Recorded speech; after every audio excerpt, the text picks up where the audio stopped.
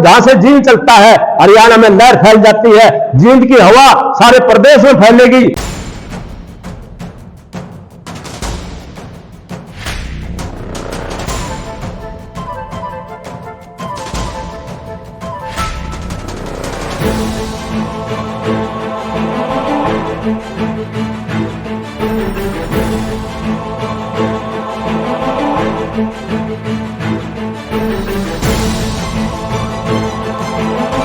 जी प्रधान जी, आज की जो प्रेस कॉन्फ्रेंस राष्ट्रीय मुख्यालय पर गांव कंडेला में जो बुलाई गई है, हमने 3 मुद्दों के ऊपर ये प्रेस कॉन्फ्रेंस बुलाई है।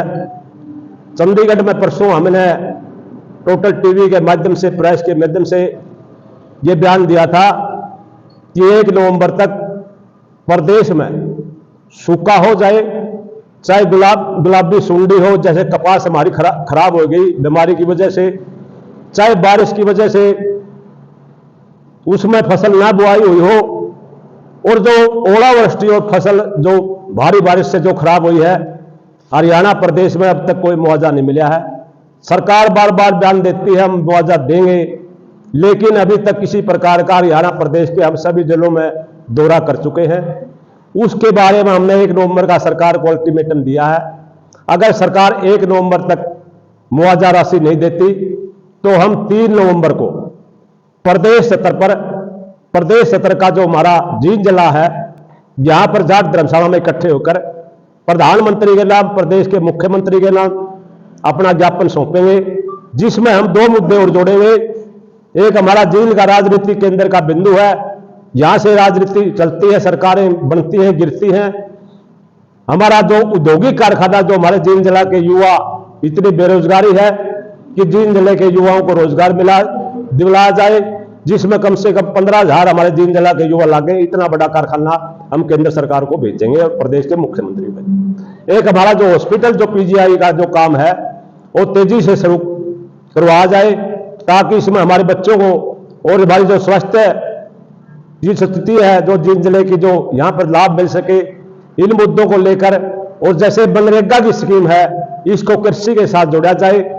और हम जो सामाजिक तौर पर, जैसे हमने कमेटियां बना दी गई हैं नशे गए, उसमें हर गांव में हम 11-11 आदमी कमेटी बना रहे नशे को रोकने के लिए। इस प्रकार के जो मुद्दे हम चलाए हुए हैं, सरोखाप, जन कल्याण मंच, किसान संगठन, जो मिलकर हम राष्ट्रीय स्तर पर इसको चलाए हुए हैं, इसके लिए आज की प्रेस कॉन्फ्रेंस बुलाई गई। कितनी एकड़ फसल बर्बाद हुई जी?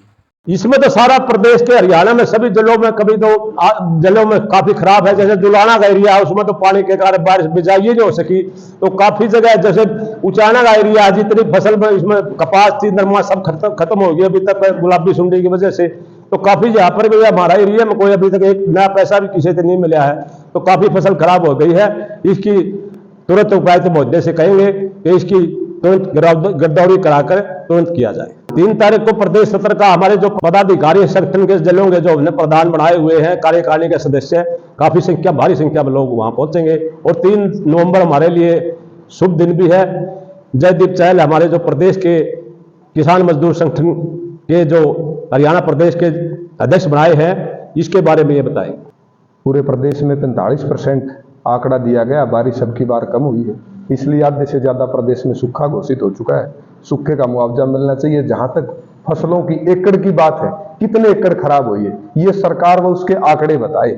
हम अंदाजन व लोगों की आवाज जो हमने देखा है, लगभग नरमा का जो एरिया है वो 95% खत्म हो चुका है, चाहे वो गुलाबी सुंडी से हो, चाहे वो सूखे से हो। और आज किसानों की ये दुर्दशा आज से नहीं है, ये काफी समय से। और बहुत सा हरियाणा का क्षेत्र जो कि बाढ़ ग्रस्त हुआ है, उसमें उचित मुआवजा, ये नहीं कि 15 से 20 हजार, कम से कम 50,000 रुपए पर एकड़ मुआवजा मिलना चाहिए। और सरकार को जैसे कि एक फंड से पहले मजबूत स्थिति उस जिलों को देनी चाहिए जहां पर बहुत भारी तबाही हुई है इस बारिश के कारण। और रही बात 3 तारीख की, 3 तारीख को क्यों शुभ मानते हैं?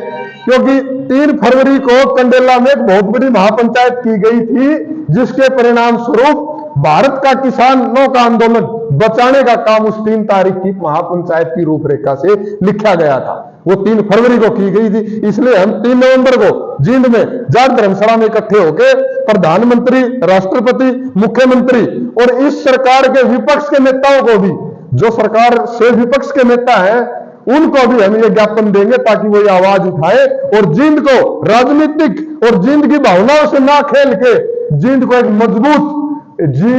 एक मजबूत नेतृत्व यहाँ के स्थानीय लोग दे।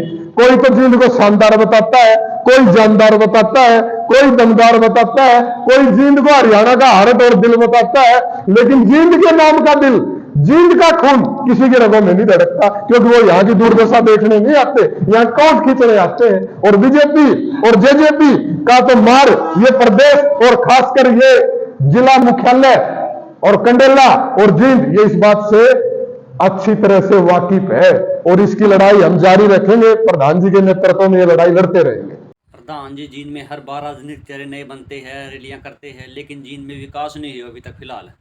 ऐसे है जींद के लोगों को 1986 से जब चौधरी देवीलाल ने यहाँ पर न्याय युद्ध छेड़ा था, उस कमेटी में 25 आदमियों की कमेटी, उस कमेटी का मैं मेंबर भी था, नालंदिया वीरेंद्र सिंह उसके चेयरमैन थे।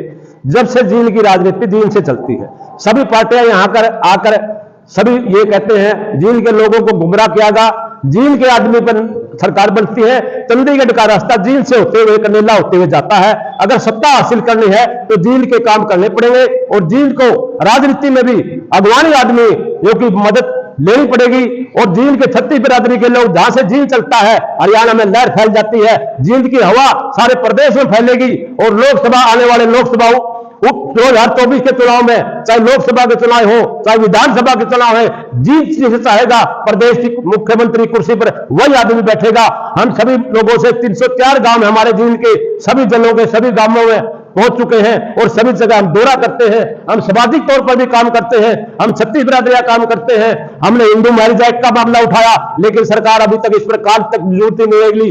जो 3 तारीख का जो दिन रखा है, जब यहां से किसान आंदोलन जब टूटने के कगार पर था, 3 फरवरी की मेरी अध्यक्षता में मैं संयोजक था, पंचायत हुई थी जिसमें 5 लाख आदमी पहुंचे थे और यह आंदोलन राष्ट्रीय स्तर पर उठा था। और जींद का इतिहास जो लिखा गया है, जो किताब लिखी गई है, वो जींद का नाम और कंडेला का काम, कंडेला खाप सरजातीय खान कंडेला खाप का नाम इतिहास में हिंदुस्तान में लिखा गया। और राकेश टिकैत की यहां से जान बचाई गई थी, राकेश टिकैत को यहां से सारा लीडर बनाया गया था। और हम इस बात का भी, क्योंकि वो किसान मोर्चे के लोग भी, हम सभी ने मजबूती से इसके लिए काम किया है। हम राकेश टिकैत का भी और सभी किसान मोर्चे के नेताओं का सबका धन्यवाद करते हैं, जिन्होंने किसान आंदोलन को जितवाने में अहम भूमिका निभाई। और खासकर उत्तर प्रदेश के जो पंजाब के लोग हैं, जिन्होंने अनुशासन में रहकर हमारे आंदोलन को पूरा सहयोग लिया, उसका भी हम पंजाब के लोगों का भी धन्यवाद करते हैं। और जींद के लोग आगे भविष्य की राजनीति तय करेंगे। हाँ जी, पिछले दिनों जो चौधरी वीरेंद्र सिंह ने यहाँ पर मेरी आवाज सुनो जनसभा की थी, उसमें काफी लोग पहुंचे थे, इस पर क्या कुछ कहोगे? इस तरह के जो हैं, ठीक है, चौधरी वीरेंद्र सिंह बढ़िया ईमानदार आदमी है, मजबूत है, लेकिन आवाज सुनते तो 40 साल हो गए, वित्त मंत्री भी रह चुके हैं, लोकसभा के मेंबर भी रह चुके हैं, मंत्री भी रह चुके हैं। हमारे जींद के तो जींद में पीछे भी सबका राज रह सका है, बीजेपी का भी, इनेलो का भी, इनेलो का जेजेपी का भी, यहाँ से 3 सीट आई थे। तो सारी पार्टी जींद में ही आकर करती, जींद का कोई काम तो नहीं करता। जींद को लोगों को आज हमारे जो कह रहे युवा कितने बेरोजगार रहे हैं, हमारे नौकरियों के जींद सबसे पिछड़ा हुआ है हरियाणा में, प्रदेश में। तो फिर वो क्षेत्रवाद पर चला जाते हैं, कोई रोहतक चला जाता है, कोई सिरसा चला जाता है। तो इस तरह हम सबको जो कहते हैं, सभी लीडरों से हमारा आग्रह है कि आप बराबर का काम करो। और जो हमारी जो किसानों की जो स्वामीनाथन की रिपोर्ट है, सारी पार्टियां आज तक, ये पार्टी भी मैं अली अभी तक लागू नहीं की गई। अगर स्वामीनाथन की रिपोर्ट लागू हो जाती है तो किसान का भला हो सकता है।